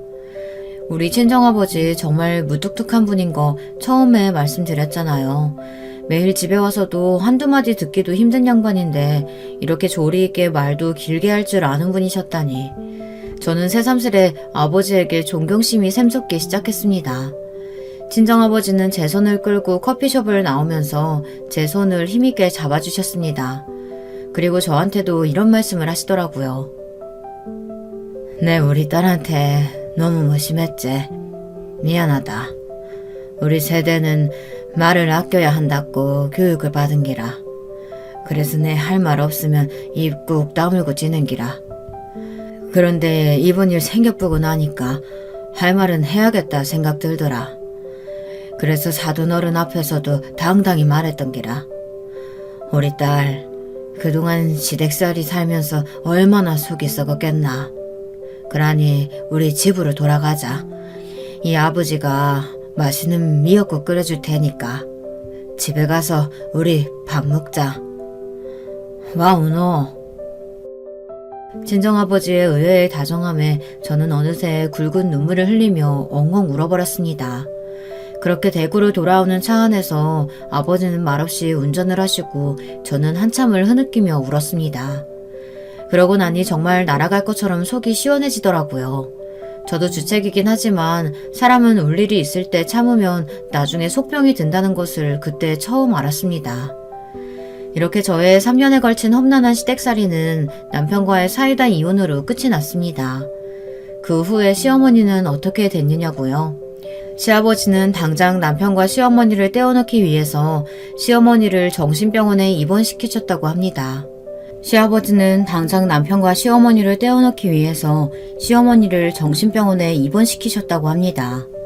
그리고 그 시어머니들의 애기들인 명품팩들은 몽땅 다 처분해서 저한테 위자료로 다시 주셨다고 했습니다. 그 백들이 다 합해서 2억이 좀 넘는 돈이었는데요. 그 돈을 전부 저한테 주시고 시아버지는 저에게 편지를 보내서 이제는 아무 원망 말고 잘 살았으면 좋겠다고 하시더라고요. 그 시아버지의 편지 역시 저를 눈물나게 했습니다. 사실 제가 시댁살이를 하면서 그나마 의지되었던 사람은 바로 시아버지셨으니까요. 남편과 어머니는 둘이 한통속이 되어서 저를 괴롭히고 억지를 쓰고 가스라이팅을 하기만 했었거든요. 그런 저에게 항상 미안하다, 내 탓이다를 외치면서 사신 분이 바로 시아버지셨습니다. 저는 이혼 소송이 끝나면 서울 쪽으로는 침 한 번도 안 뱉을 생각이에요. 하지만 제 시아버지였던 그분께만큼은 고마운 마음을 가지고 있습니다. 아무래도 팔은 안으로 굽는다고 시아버지도 얼마든지 시어머니와 남편의 잘못을 모르는 척 은폐하고 싶으셨겠죠. 하지만 그러지 않고 공정한 판단을 해주신 게 그렇게 감사하더라고요. 여러분, 제 이혼 스토리는 여기서 끝이 난 것 같아요. 아직도 양육비와 해결이 안 된 몇몇 문제들이 남아있어서 진흙탕 싸움은 계속하지만요. 저는 요즘에 잠도 잘 자고 아기도 잘 커서 이제 두 돌이 되었어요. 아직 말은 못하지만 불안해하지 않고 잘 먹고 잘 자라주는 아들을 볼 때마다 감사합니다. 제가 만약 그 집구석에 계속 있었으면 시어머니와의 불화를 옆에서 보면서 우리 애가 불안함에 떨었을 거라고 생각하니 정말 끔찍한 마음뿐입니다. 그러기 전에 남편과 잘 헤어졌다고 생각합니다. 오늘 제 이야기가 여러분들에게 어떤 사연으로 다가왔을지 궁금하네요. 시원한 사이다 스토리였으면 좋겠습니다. 저는 정말 그랬거든요. 뜻하지 않게 아버지의 자상한 면을 본 것도 너무 좋았습니다. 아버지는 저의 보물 같은 분이 되었어요. 제가 친정에 온 후부터 아기도 잘 돌봐주시고 우리 어머니랑도 화해도 하셨거든요. 어머니가 3남매 키우시면서 고생을 많이 하셨다는 걸 손자보면서 알게 되었다고 아버지는 어머니에게 그동안 미안했다고 하셨습니다. 저희 친정아버지가 경상도 남자가 되다 보니 젊었을 적에는 그렇게 육아를 많이 도와주시지를 못했대요. 하지만 요즘은 허리가 아프신 어머니 대신 밥도 잘하시고 주민센터에서 개최하는 요리 아카데미에 다니시면서 국가 반찬 만들기도 이제 거의 달인이 되셨어요. 여러분, 저는 요즘 행복해요. 시댁에서 미친 시어머니와 남편의 환장의 케미만 보다가 우리 아버지 어머니가 티격태격 하시는 걸 보는 것이 훨씬 마음이 편하다고 할까요? 아기가 좀 더 크면 대구 시내로 분가해서 우리 아들과 둘이 살 생각입니다. 재혼은 꿈도 꾸지 않습니다. 우리 엄마는 제가 아직 30대니 적당한 남자가 있으면 다시 시집을 가라고 하시지만 저는 아들만 있으면 된다고 웃고 말아요. 아직은 그러고 싶지도 않고요. 제가 좋아서 결혼했는데도 이렇게 되어서 쫓아왔는데 어떻게 또 누굴 만나 감정 소모를 하겠습니까? 제 사연은 여기까지 하겠습니다. 긴 글 읽어주신 여러분들께 감사드립니다. 감기 조심하시고 평안한 날들 되시길 바랄게요. 여러분, 두 번째 사연 시작하기 전에 좋아요, 구독 꼭 눌러주실 거죠? 그럼 두 번째 사연 바로 시작합니다. 여러분은 혹시 직업에 귀천이 있다고 생각하시나요? 이번 사연은 직업에 귀천이 있다고 믿으시는 분을 시어머니로 두셨다던 여성분께서 보내주셨어요. 바로 만나보실까요? 안녕하세요. 저는 결혼해서 남편과 제법 금술 좋게 살아가고 있는 중이에요. 원래는 어린 나이에 제가 한 번 결혼을 할 뻔했었는데 상대방한테 사기를 당했었어요. 저한테 이름도 나이도 속였던 사람이었죠. 하마터면 결혼까지 갈 뻔했었으나 파혼된 계기가 아주 웃겼어요. 무엇 때문이었냐면요. 그 상대방이 경찰에 잡혀가서 그랬답니다. 다른 사람들의 등쳐먹는 짓을 많이도 하고 살았더군요. 그때 저는 난생 두 번째로 경찰서에 가서 이것저것 조사까지 받았었네요. 만약 그때 상대방이 경찰에 잡혀 들어가지 않았다면 제가 어떻게 됐을지도 모를 일이었죠. 상대는 전문 사기 조직원의 일원인 것 같았으니까요. 저는 어쩌면 영화에서나 볼 법한 끔찍한 범죄의 피해자로 생을 마감했을지도 몰라요. 그 정도로 그 상대방은 저에게 모든 걸 속였어요. 치밀하게 말이죠. 지금에야 허탈하게 웃으면서 회상하지만 그땐 진짜 머리가 어떻게 되는 줄 알았어요. 1년 이상 만났던 남자였고 결혼까지 약속한 상태였는데 상대방의 모든 게 가짜였다니요? 세상이 저를 상대로 농간을 부린다고 생각이 들었더랬죠. 솔직히 그때의 심정은 콱 죽어버릴까 싶었던 것 같아요. 사회생활 경력도 사람을 만나보고 겪었던 경험도 적었던 저였기에 저 스스로가 너무 나약하고 바보처럼 느껴졌어요. 세상이 무섭더라고요. 사람 만나는 것이 꺼려졌어요. 하지만 삶을 그렇다고 포기하기엔 제 나이 24이라는 젊음이 아까웠네요. 저를 감쪽같이 속였던 그 정신나간 사기꾼한테 대었던 후유증으로 남자를 다시 만나긴 쉽지 않았어요. 그리고 후유증이 옅어져 가던 제 나이 27살 때 다시 그 사기꾼의 소식을 듣게 되었거든요. 기어이 감옥까지 갔던 그놈의 행방 따위가 제가 자발적으로 궁금해한 적은 없었는데요. 얼마 전부터 도대체 어떻게 알아낸 건지 제 연락처로 자꾸만 연락이 와서 자연스레 출소한 것을 알았고 내심 두려움에 떨고 있었는데 그로부터 오래 지나지 않아서 그 사기꾼 놈이 죽어버렸습니다. 그놈의 수첩에 제 연락처가 남아있어서 경찰이 저한테 연락을 했고 그래서 알게 됐어요. 무섭더라고요. 왜냐하면 스스로 극단적인 선택을 한 것으로 보이진 않는다고 했거든요. 그럼 의미가 뭐였겠나요? 정말 무서운 인연이었다는 생각에 저는 이사까지 갔었네요. 그리고 또다시 남자 만나기가 두려워져서 당시에 지인의 소개로 호감을 가지고 연락을 주고받던 남자와는 그냥 헤어져 버렸어요. 이러다가 결혼을 못하는 건 아닐까 싶은 생각을 가지고 30대가 됐는데 어쩌다 보니 진짜 인연을 만나서 결혼까지 하게 되었지 뭔가요. 저는 남편을 처음 만났을 때 설마 이 사람하고 잘 될 거라고는 상상도 못했어요. 오랜만에 고등학교 동창하고 연락이 닿아서 만났는데 너무 좋더라고요. 그래서 종종 만나다가 이 친구가 한 번은 자기가 다니는 교회에 와보라고 그랬어요. 교회 근처에 맛있는 유명 식당이 있다고 예배 마치고 거기서 밥 준다고 하는 말에 못 이긴 척 가봤죠. 그 식당이 비싼 곳 같아서 제가 교회 참석 한 번과 교환을 한 셈이었네요. 그런데 예배를 마치고 잠깐 모임이 있더라고요.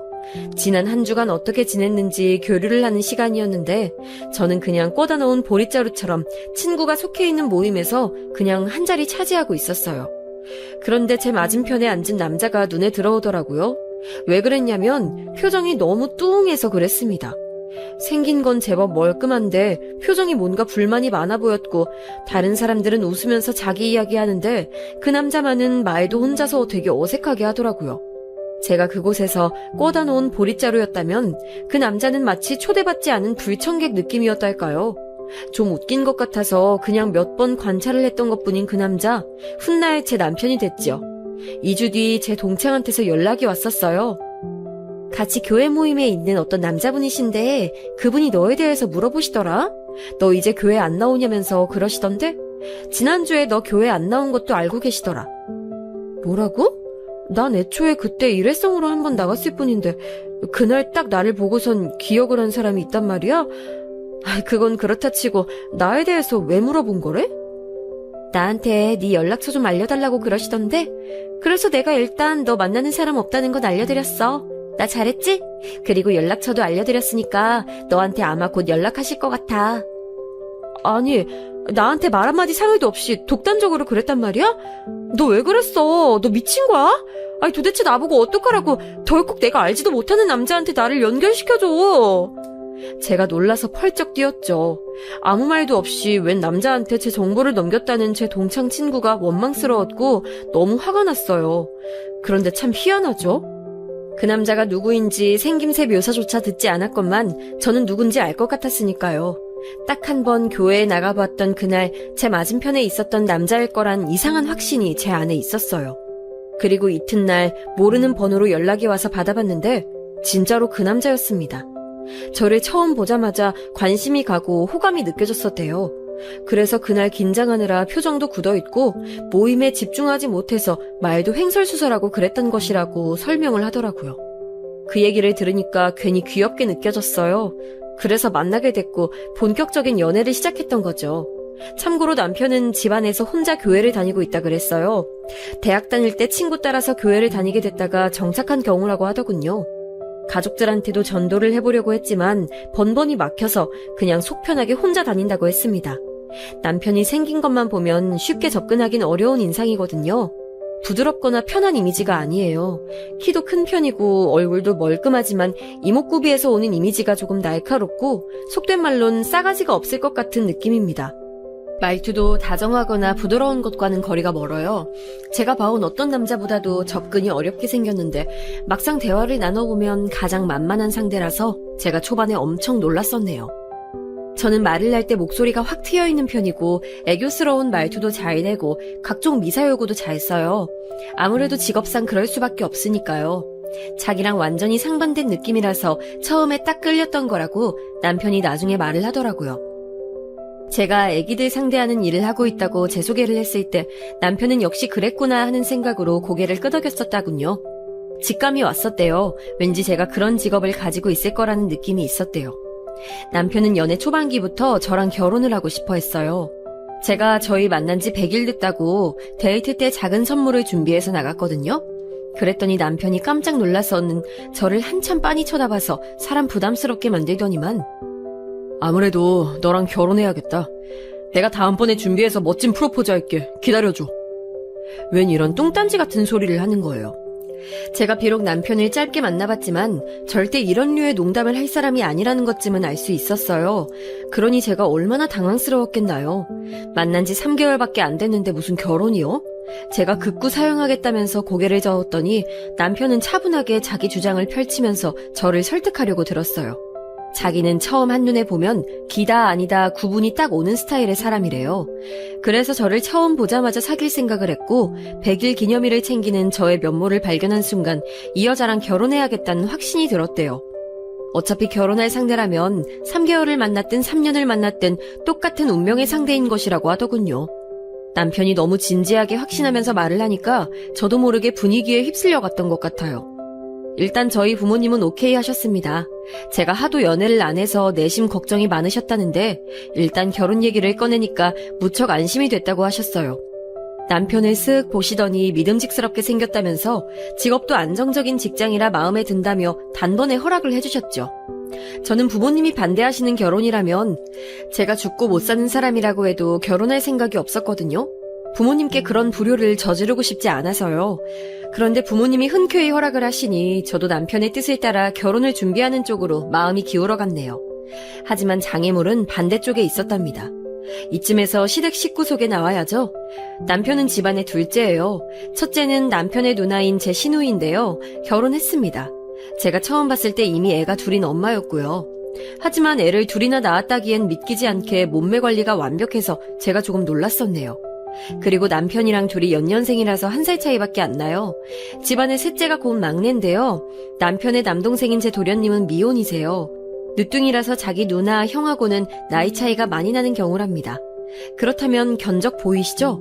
나이 어린 데다가 미혼인 도련님이 저한테 장애물 따위가 되셨겠나요? 그럴 리가 없었죠. 그러나 첫째인 시누이는 자기가 손 윗사람이자 결혼 선배라면서 제 앞에서 얼마나 초장부터 기선제압을 하려고 들었는지 몰라요. 동생한테 얘기 많이 들었어요. 결혼할 거라고 했다면서요. 참나. 저희 집에선 전문대 나온 사람이 들어온다고 할 줄은 살다 보니 이런 날도 오네요. 오래 살고 볼 일 있네요. 정말 놀라운 일이에요. 모든 사람이 다 4년제 대학을 나올 순 없으니까요. 누군가는 전문대도 나와줘야 균형이라는 게 맞지 않을까요? 사람을 전문대 나온 걸로 깔보다니요. 뒤에서야 트집 잡을 수 있지만 사람 면전에 대고 얕잡아 보는 건 정말 예의 없는 짓이잖아요. 그래서 제가 헤헤 웃으면서 잘도 받아쳤더니 시누이가 눈을 부라렸고 저는 커피를 마시는 척 은근히 눈을 내리깔았었네요. 저도 성질 있고 대꾸할 수 있는 입이 있지만 너무 처음부터 드세게 받아치면 나중에 역효과가 나올까봐 어느 정도는 참자는 작전이었답니다. 그 균형을 저는 굳이 저희 집 사람이 맞춰야 한다고 생각하지 않는 사람이에요. 제 동생이 저랑 치고받고 싸우면서 큰지라 솔직히 엄청 애틋한 남매 사이는 아니거든요. 재미 하나 없고 저희 집 막내처럼 애교가 있는 녀석도 아니라서요. 그래도 제 동생이라 당연히 누나로서 아끼고 위하는 마음이 커요. 그렇기 때문에 이 결혼이 무척 아쉬운 거고요. 제 동생, 저희 아버지 돌아가시고 실질적인 가장 노릇하면서 저에게 힘이 돼줬고 저희 막내에겐 아빠 같은 존재가 되어준 녀석이에요. 그만큼 저희 엄마한테도 둘도 없는 효자 아들이고요. 좀 더 잘난 조건의 여자랑 결혼하길 바라왔기 때문에 아쉬울 수밖에 없는 제 입장 충분히 헤아려 주실 거라고 믿어요. 제가 모르긴 몰라도 결혼 앞둔 남자가 자기 가족들한테 헌신적이고 특히나 효자라고 일컬어진다면 그건 상대 여자한테는 공포스러운 설명 아닌가요? 그렇다고 가족을 등한시하는 폐륜화가 났다는 건 결코 아니었지만요. 아무튼 효자라고 강조를 해봤자 별로 득이 될 것도 없건만 애처로운 표정을 지으며 그런 얘기를 늘어놓는 시누이가 이해하기 어려웠어요. 혹시 그런 얘기를 해서 저를 떼놓으려는 작전인가 싶기도 했네요. 시누이가 저 앉혀놓고 집안 옛날 얘기, 남편이 뭐 어떤 짓을 해서 가족들이 감동했던 일화, 자기 결혼할 때 남편이 애써주었던 점들 이런 걸 끝도 없이 늘어났어요. 가만히 듣고 보니까 결론은 이런 것 같았고요. 우리 집에 없어선 안 될 대들보 같은 존재니까 고작 너 같은 여자랑 맺어주기엔 아쉽고 아깝고 뭐 그렇단 얘기였죠. 그래서 제가 마침 다 마신 커피잔을 식탁에다가 탁 내려놓으며 말했습니다. 아니 그래서 지금 저보고 이 결혼 하지 말라고 하시는 건가요? 저한테 내 동생이랑 헤어져라 뭐 이런 말씀 하시고 싶은 거예요? 원하시는 거 있으면 그것만 딱 얘기해 주세요. 제가 전문대를 나와서 그런가 아니면 어린애들 상대로 대화하는 게 너무 익숙해져서 그런가 고상하게 돌려 말하시면 전 똑바로 못 알아들어요. 그러자 시누이가 당황했는지 입이 쩍 벌어져선 저를 멍하게 쳐다봤었죠. 남매라곤 해도 시누이랑 남편은 정말 외모부터 성격까지 다 안 닮았습니다. 남편은 좌회전 우회전도 없는 직진인간이라 시누이처럼 사람을 살살 약올리는 것도 하지 않았으니까요. 그러니까 제가 남편한테 홀라당 말려들어서 결혼하고 싶어진 게 아니겠어요? 저도 점차 남편이 욕심났고 물러서고 싶지 않았습니다. 뭐 이렇게 교양 없고 무식한 티가 잘잘 흐르는 사람이 다 있어? 그래요. 전 그렇다면 원하시는 대로 눈높이에 맞춰서 말씀드릴게요. 아, 내가 나이도 연상이니까 말 놔도 되지? 네 수준 맞춰서 편하게 말 놓을게. 너 내 동생하고 꼭 결혼해야겠니? 지금 이 분위기 보면 모르겠어? 결혼해봤자 네가 편하게 결혼 생활 할 수 있을 것 같아? 편하게 안 하면 뭐? 불편하게 하나요? 어떻게 미래를 예측하고 말씀하시는 거예요? 얘가 진짜 말을 잘 못 알아듣네. 너 내 동생이랑 이대로 진짜 결혼이라도 하면 너 편하게 살 수 없도록 내가 열심히 들러붙어 주겠다는 뜻이잖아. 이것도 못 알아듣냐? 아, 짜증나. 내 동생 녀석은 직업도 탄탄하면서 왜 이딴 여자한테 코 걷겠냐고. 글쎄요. 그건 저도 잘 모르겠어서 아직 미스터리로 남아있어요. 제가 동생분하고 꼭 결혼해서 그 이유를 밝혀내드리든지 할게요. 아, 시간이 너무 지체된 것 같아서 그럼 전 이만? 제가 과장스럽게 예의 차리고 일어났더니 시누이가 열받아서 거의 꾀꼬닥하려고 했었죠. 저는 그걸 못 본 척하고 자리를 떴었답니다. 시누이가 남편하고 정말 외모가 안 닮았거든요. 눈, 코, 입이 다 달라요. 그런데 사람에게서 풍기는 그 묘한 이미지는 닮았어요. 이게 뭐냐면 인상이 좀 다가가기 힘든 느낌이에요. 시누이는 남편보다 한술 더 떠서 진짜 싸가지 밥 말아먹게 생겼습니다. 남편은 껍데기만 그렇고 속은 만만한 느낌이라면 시누이는 껍데기랑 속이 물화일체인 경우였죠. 아무튼 시누이는 자기가 워낙 강력한 캐릭터니까 생긴 인상도 흐릿하고 말투도 제잘제잘거리는 저 따위는 한입거리도 안 되는 사냥감이라 생각했었을 거예요. 하지만 그건 오판이었죠. 저를 이겨먹으려면 시누이 정도의 내공으론 불가능했으니까요. 시누이가 저 때문에 열받아서 미치려고 하자 시댁의 최종 보스가 등장했어요. 당연히 두말할 것도 없이 그분은 시어머니셨죠. 발톱 어쩌고 수술을 받으시느라 잠시 부재 중이셨던 시어머니께서 돌아오셨고 본격적으로 감히 내 큰아들을 채가려는 자격미달의 여자인 저를 처치하려고 드셨습니다. 그 낌새를 눈치챈 저는 남편에게 미션을 내렸어요. 자기야, 어머님 이기고 와. 나랑 언제든지 결혼해도 좋다는 어머님의 시원한 허락을 받아온다면 그럼 내가 결혼해줄게. 그런데 지지부진한 결과물을 들고 온다면 난 이 결혼 안 해. 교회도 같이 안 다녀줄 거야. 결과는 어떻게 됐을까요? 네, 당연하지만 남편이 미션을 성공하고 승전보를 저에게 들고 왔으니 결혼까지 했던 거죠. 시누이란 인물이 어떻게 나왔겠어요? 보고 자란 게 있으니까 그렇게 컸겠죠? 바로 자기 엄마요. 역시나 시어머니께서는 만만치 않은 분이셨답니다. 제 배경을 비롯한 제 모든 조건이 마음에 안 든다고 하셨어요. 돌아가신 시아버지까지 들먹이시면서 그 양반이 살아있었으면 이 결혼에 회의적인 반응을 보였을 게 분명하다는 등 저를 앞에 앉혀놓고 괜히 그런 소리나 하시더라고요. 그래서 제가 또 헤헤 웃으면서 눈치 없는 척 말씀드렸죠. 아, 근데 이미 돌아가셨잖아요. 자리에 없으신 분의 뜻을 궁금해하시는 건 의미 없지 않을까요? 남은 사람들끼리 잘 살면 될 것 같아요. 그렇지 않으세요? 그러자 시어머니께서 화를 참으시느라 콧구멍을 벌렁벌렁 거리시는 게 다 보이더라고요. 애써 못 본 척하면서 고개를 돌렸었네요. 솔직히 시댁의 실세들이 반대한다는데 어느 여자가 그 결혼을 기꺼워하겠나요? 그럼에도 제가 결혼을 하고 싶었던 건 정말 솔직히 말해서 냉정하게 제 조건으로 다시는 남편 같은 남자를 만나기란 어려울 것 같았어요. 특히나 결혼 상대라면 더더욱이요. 또 시누이가 괘씸하기도 했거든요. 왜냐하면 시누이의 남편인 제 시매부 되시는 분께서는 벌이가 그저 그런 분이셨더라고요. 게다가 시누이는 자기 시댁을 좀 챙기면서 살아야 하는 처지 같았고요. 그래서 시누이는 남편이 자기 애들한테 용돈 잘 찔러주고 이것저것 많이 챙겨주길 원하는 사람이었어요. 남편한테 빨대 꽂았던 것이죠. 그리고 이 빨대 크기를 애들 커가는 것에 맞춰서 늘려갈 요량이었는데 제가 등장한 겁니다. 결혼하게 됐으니 이제 남편은 자기가 꾸릴 가정에만 집중하게 생겼죠. 시누이로서는 비상이었던 거예요. 게다가 제 집안 배경이 형편없다는 건 뭘 의미했겠어요? 제가 돈이 없어서 남편이 혼자 결혼 비용을 열심히 부담해야 한다는 얘기니까 시누이는 자기가 더 이상 돈을 뜯어먹을 수 없겠구나 싶어졌던 것입니다. 그러니까 여러모로 제가 싫었던 거예요. 만약 제가 학력이 어떻든 직업이 어떻든 간에 집에 돈만 많았어도 시누이는 저를 쌍수들고 환영했을걸요? 그래서 너무 괘씸한 듯 느껴졌어요. 자기 동생한테 빨대 못 꽂게 되었다고 저를 쳐내려고 했던 것이니까요. 더더욱 결혼하고 싶어졌어요. 시누이가 제가 돈 없는 여자라서 싫어한 것이라면 시어머니께서는 제 집안 수준이 낮아서 꺼려진다 하셨어요.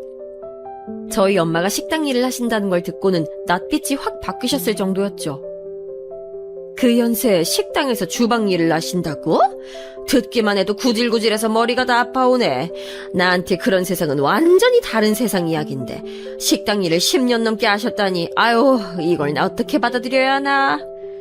갑자기 두통이 일어나신다면서 시어머니께서 머리를 붙잡으셨을 때 제가 또 해맑게 조언을 드렸었죠. 고민되시면 그냥 좋게 받아들여주시면 감사할 것 같아요. 그럼 마음 편하시잖아요. 그랬더니 시어머니께서는 버럭하시면서 저를 혼내셨죠. 없이 사는 집안 주제에 그걸 부끄러이 여기지는 못할 망정 뭐가 그렇게 당당하냐면서 저한테 엄청 잔소리하셨어요. 저는 울상인 척하면서 고개를 주걱거렸지만 실상은 전혀 타격이 없었답니다. 무슨 공격을 하든 제가 왜 타격을 입지 않았냐고요? 그 해답은 제 과거에 달려 있었죠. 제가 정신나간 무서운 사기꾼 만나서 곤혹스러웠던 이야기는 앞에서 말씀드렸죠. 우선 이것 때문에 웬만한 사건들은 놀랍지도 않게 받아들일 수 있도록 변한 것 같아요. 일상에서 자잘한 일을 겪어도 옛날에 그 일에 비하자면 전혀 심각하지도 무섭지도 않으니까 그냥 아 그렇구나 하고 넘기는 모습이 저에게 생긴 것이었죠. 그 사기꾼 놈이 저에게 남긴 유일한 긍정적 요소랍니다. 더 훨씬 이전으로 가보자면 저는 고아원 출신이었어요. 지금은 다 보육원으로 부르지만 당시엔 제가 있었던 곳이 고아원인 곳으로 기억을 합니다. 고아원에서 오래 살진 않았어요. 제 나이 8살 때 지금의 부모님을 만났고요. 저를 입양해 주셔서 저는 부모님의 딸이 되었고 한 가족이 되었답니다. 저에겐 오빠와 언니가 있어요. 철이 다 들고 나서부터는 셋이 잘 지냈는데요. 그 이전엔 소리 없는 전쟁이었죠. 저만 일방적으로 당하는 전쟁이요. 오빠와 언니는 편을 먹고 저를 괴롭혔어요. 사소하게 약 올리고 못살게 구는 것은 그냥 예사였고요.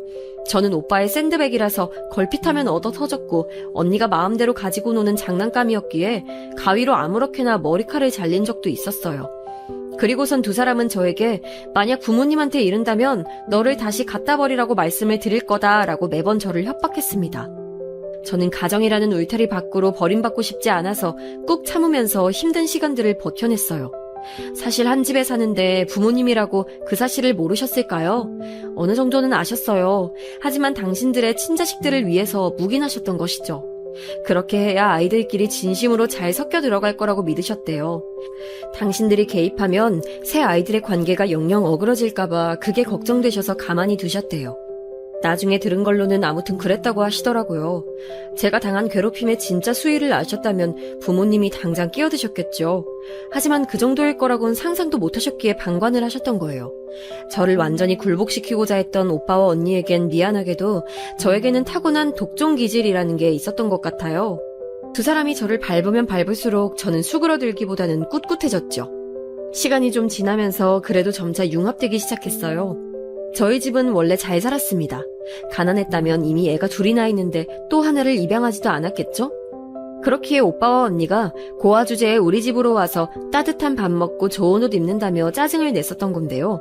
정말 가슴 아프게도 저희 집의 경제적인 평탄함은 오래가지 못했어요. 제가 중학교 1학년 때 가세가 확 기울어져 버렸죠. 오빠는 고등학생이었고 언니는 중학교 3학년인 때였네요. 이때 처음으로 입양된 이후로 느껴본 적 없는 강한 두려움이 들었어요. 이 정도로 집이 어려워져서 작은 집으로 이사까지 가는 상황이라면 부모님이 진짜로 저를 버리시는 건 아닐까 하는 짐작이 들었기 때문이었죠. 갖고 싶은 거 절대 말하지 않았습니다. 모든 욕구를 다 참았고요. 민폐 안 끼치는 걸 보여드리려고 정말 많이 애썼던 것 같아요. 집에선 그래서 밥도 많이 안 먹었어요. 학교 급식에서 미친 듯이 많이 먹었고 집에선 먹는 것도 자제했습니다. 공부를 열심히 해야겠다는 판단이 선 것까진 좋았는데 머리가 안 따라주더라고요. 성적만큼 욕심이 안 나와서 속으로 많이 방황했어요. 그런데 생각지도 못하게 이런 어려운 시기를 거치면서 부모님과 가까워졌어요.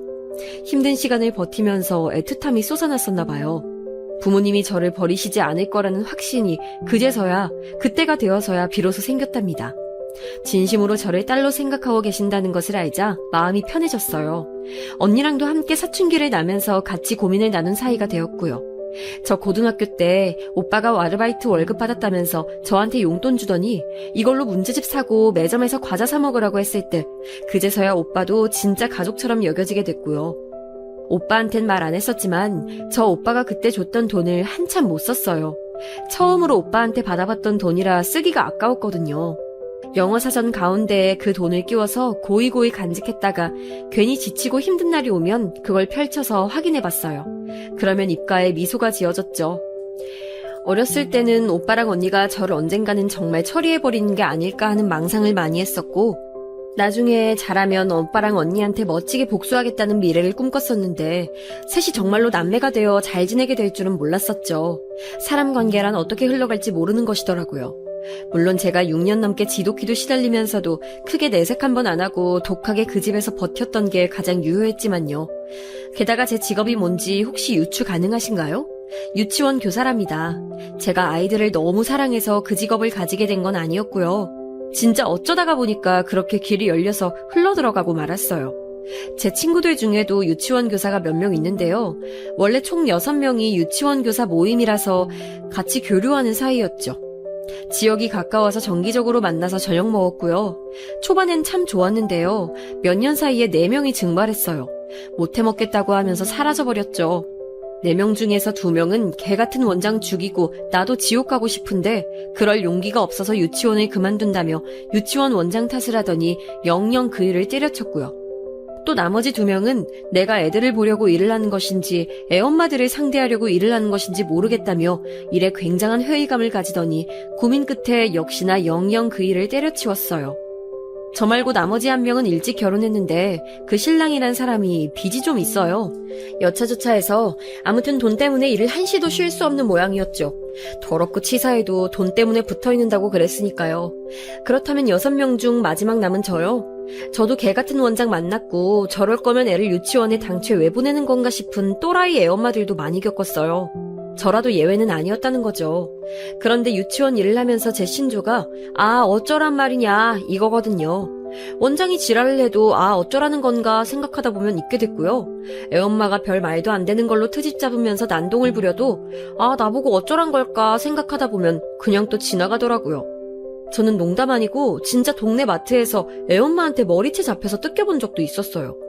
자기 애를 제대로 못 돌봤다나 그렇다면서 저를 진작에 벼르고 있었는데 마침 얼굴 보게 됐으니 그냥 못 넘어간다면서 저를 공격했습니다.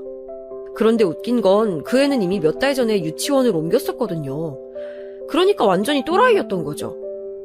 아무튼 이런 식으로 어렸을 때부터 시작해서 직업까지 쉴 틈 없이 단련된 저였는데 설마 시어머니와 시누이가 그까지 공격을 한다고 해서 제가 엉엉 울며 꼬리를 말거나 후퇴를 한다면 그건 말이 안 되는 거였어요. 시어머니께서는 끝까지 저를 탐탁지 않아 하셨지만 결국 저는 남편과 결혼했죠. 남편이 결혼하면서 저한테 그랬어요. 자기한텐 좋은 엄마지만 저한테도 좋은 시어머니일 거라는 확신은 솔직히 없다고요. 그런데 어쨌든 자기는 제 편이니까 그것만 알고 살아줬으면 좋겠다는 말을 해줬답니다. 전 어차피 시집살이 공격에 끄떡 안 하는 강철 방패 인간이니까 제 걱정 안 해도 된다고 남편을 안심시켰죠.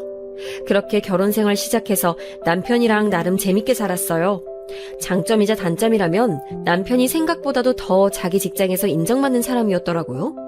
연봉 인상도 계속 기대해볼 만했고 무엇보다 급여에 보너스 찍히는 게 아주 쏠쏠했어요. 이렇게 되면 무조건 장점 같아 보이겠지만 그만큼 남편이 많이 바빴어요. 결혼 당시보다 몇 달이 지나자 훨씬 바빠져서 남편은 거의 직장에 매달려 있었네요. 남편은 저한테 이게 다 우리 부부의 미래를 위한 발판 마련이나 다름없으니까 유치원 교사 일도 오래 하지 말고 슬슬 그만둘 준비하라고 그랬어요. 조금만 더 하다가 다 끝내고 집안일 열심히 하면서 쇼핑 실컷 다니고 아이 가질 준비하고 그렇게 지내라고 했습니다. 태어나서 저한테 그렇게 여유로운 일상을 주문하는 사람은 처음 봤어요. 역시 남편하고 결혼하길 잘했다 싶더라고요. 저는 유치원 교사 일에 특별히 대단한 사명감도 없었고 그래서 남편의 뜻에 따르겠다고 했죠. 대신 금방 그만둘 생각까진 없었으므로 어느 정도 다니는 데까진 계속 유치원에 다니겠다고 했고요. 그런데 이게 화근이었을까요? 일이 그렇게 되려니까는 그랬던 것인지 제가 하필 학부모한테 부당한 해코지를 당하고 있을 때 시어머니께선 그걸 목격하셨어요. 유치원하고 멀지 않은 곳에 스타벅스가 새로 오픈해서 거길 가봤거든요.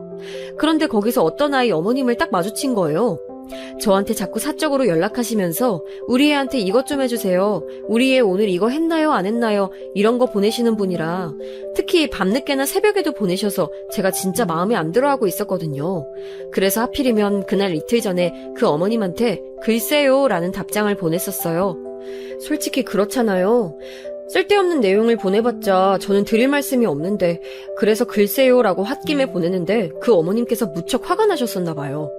저를 보자 당장에 따지기 시작하셨죠.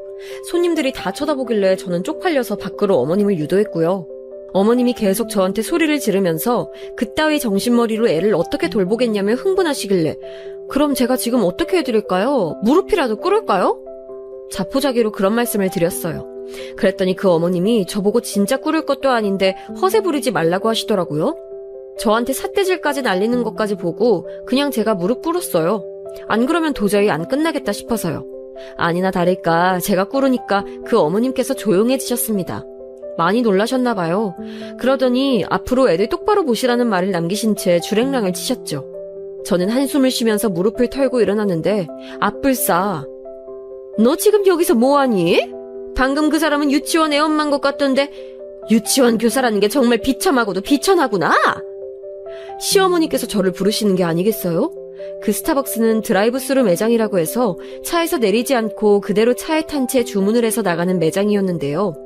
시어머니께서 차를 타고 주문을 하시는 구역에 잠시 정차하셨다가 하필 저를 목격하신 것이었어요.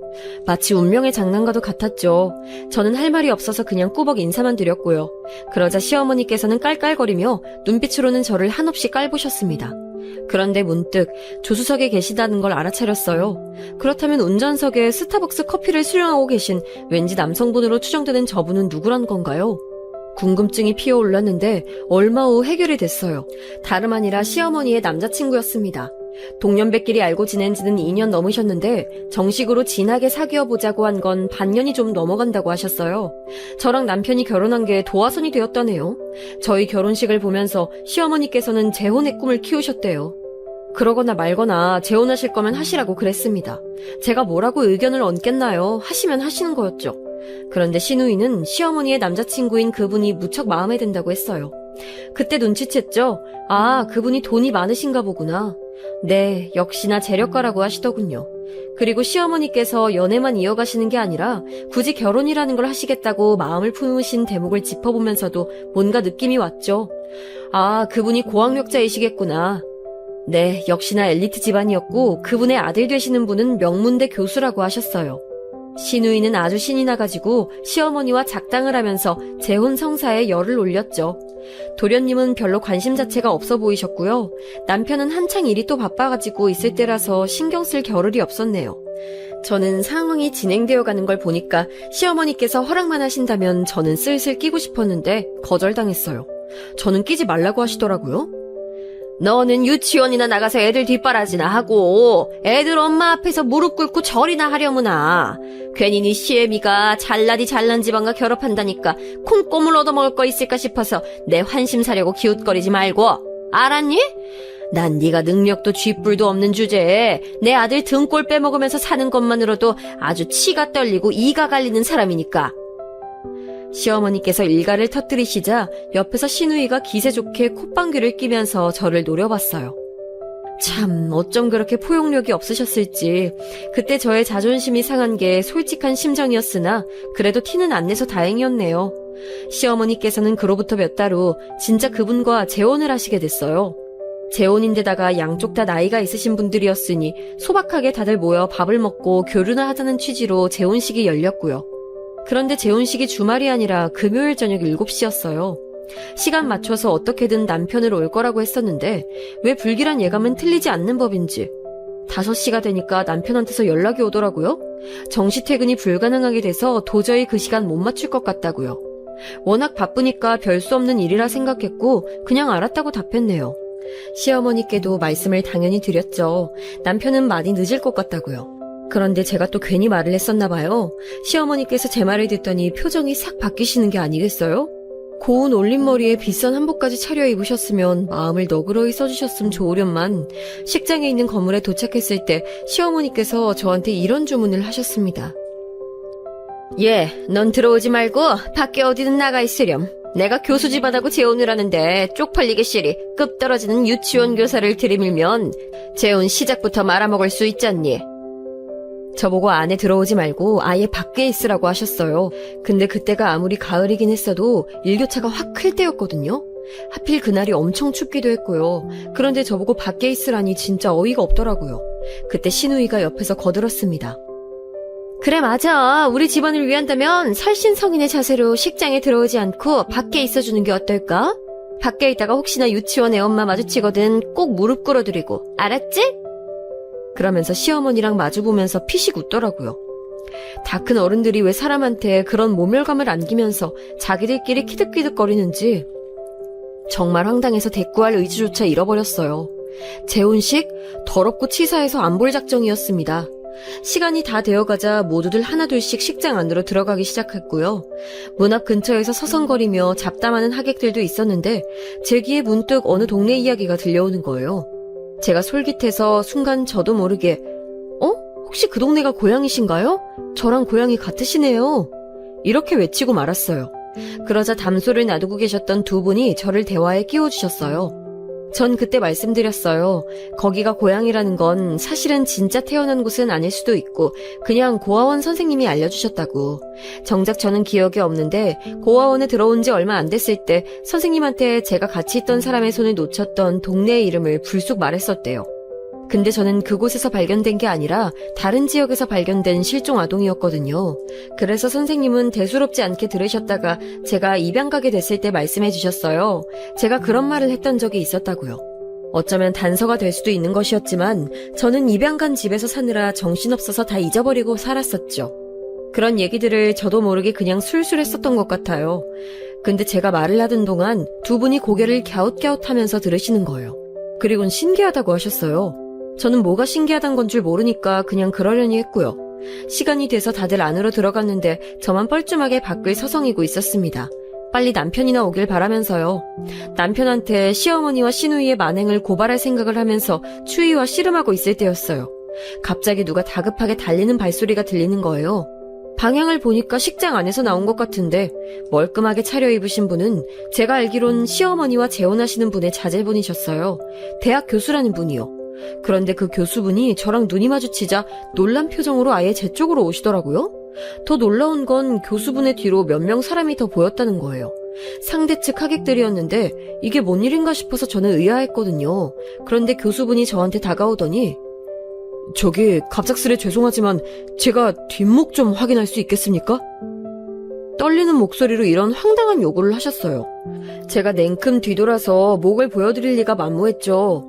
머뭇거리는 저를 보시더니 교수분께서는 간절하게 말씀하셨어요. 혹시 점이 있는지 보고 싶어서 그런다고요. 그래서 제가 말씀드렸죠. 제가 뒷목에 점 3개가 나란히 있긴 한데요. 설마 이게 궁금하신 건 아니겠죠? 이럴 수가! 잃어버렸던 정수기를 내가 여기서 찾았구나! 교수분이 외치시는 것에 제가 화들짝 놀라고 말았어요. 갑자기 버럭 외치시더니 다리에 힘이 풀리셨는지 주저앉기까지 하셨어요. 뒤따라오셨던 분들도 전부 놀란 눈으로 저를 보셨고요. 진짜로 점이 3개 있냐는 질문들이 날아들길래 저는 영문은 모르지만 왠지 제가 고아인 것과 관련이 있을지도 모른다는 직감으로 제 뒷목을 보여드렸어요. 왕점 3개가 같이 있어서 제 콤플렉스인데 빼기 귀찮아서 그냥 살았거든요. 근데 이게 그렇게 사람들을 울릴 줄은 몰랐네요.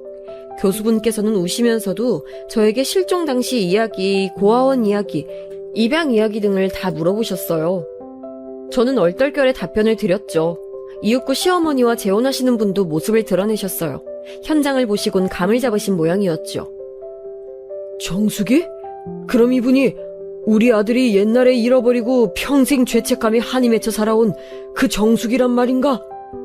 그분이 놀라서 그렇게 말씀하시는데 그 뒤로 보이는 시어머니의 표정엔 경악만이 담겨있는 게 보이더군요. 상황이 진정된 후에 저는 이야기를 들어볼 수 있었어요. 제 친부모님은 무척 가난했다고 하시더군요.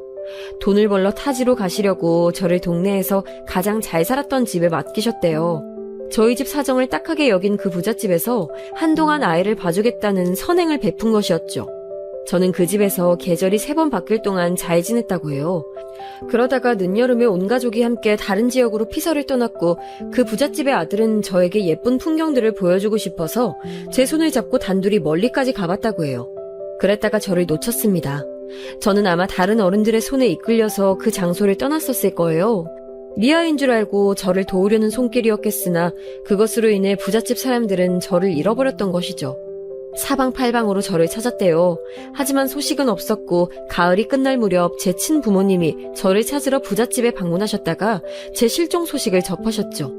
저를 찾으러 다니시다가 이듬해 친아버지께선 교통사고로 돌아가셨고요. 친어머니께선 4년 후에 병을 얻어서 갑자기 세상을 뜨셨대요. 마지막까지 저를 보고 싶어 하셨대요. 저를 맡아주었던 그 부잣집이 바로 시어머니의 재혼상대 집안이었고 그 집안의 명문대 교수님이 바로 옛날에 제 손을 놓치고 저를 잃어버리신 뒤 죄책감으로 내내 힘들어하셨던 분이셨습니다. 식장 앞에서 저와 대화를 나눴던 두 분은 그 집안의 친척분들이셨는데 당연히 옛 실종 사건을 알고 계셨기 때문에 제 얘기를 듣는 동안 왜 조건이 맞아떨어지는 것 같지라는 생각을 품으셨대요. 그래서 식장 안에서 교수분께 슬쩍 제 이야기를 전했던 것이죠. 결과는 제가 그토록 그 집안 사람들이 찾아 헤맸던 정수기가 맞는 것으로 드러났고요. 제가 살아온 이름은 완전히 다른 이름이었기에 어색했지만 저를 부르짖으며 이제라도 속죄하게 돼서 다행이라며 우시는 분들을 보니까 마음 한구석이 울컥하더라고요. 늦게 도착한 남편은 이게 다 무슨 상황이냐며 어리둥절했어요. 하지만 시어머니만큼 어리둥절했을까요? 저는 본능적으로 제가 우위를 점하고 있음을 알았답니다. 어머님, 제 생각엔 어머님의 잘난 유치원 교사 며느리가요, 입 한 번 뻥끗하는 걸로 어머님의 재혼을 없던 일로 되돌릴 수 있는 능력을 지닌 것 같아요. 이걸 어떡하죠? 시어머니께서는 아연실색하셨죠. 우선 제 존재의 등장으로 인해 시어머니의 정식 재혼은 잠시 미뤄지는 걸로 가닥이 잡혔어요. 법적으로 부부가 되는 건 멀고도 멀었단 얘기였죠. 저는 이미 그 집안의 수양딸로 등극을 해버렸고요. 저한테 정식으로 재산 떼어주겠다고 하시네요. 제 과거가 밝혀지자 저희 부모님, 오빠, 언니 모두 난리였고요. 시어머니와 시누이는 제 앞에서 입을 꾹 다물고 지내세요. 괜히 쓸데없는 말실수라도 해서 제 심기를 거스르니 차라리 입을 다무는 편을 택하셨나 봐요. 기억에서 가물가물한 저의 옛 과거가 현재의 저를 뒤흔들 줄은 저도 몰랐고 아직 실감이 안 나기도 하지만 앞으로 제가 이 상황을 현명하게 잘 끌어나가야겠죠.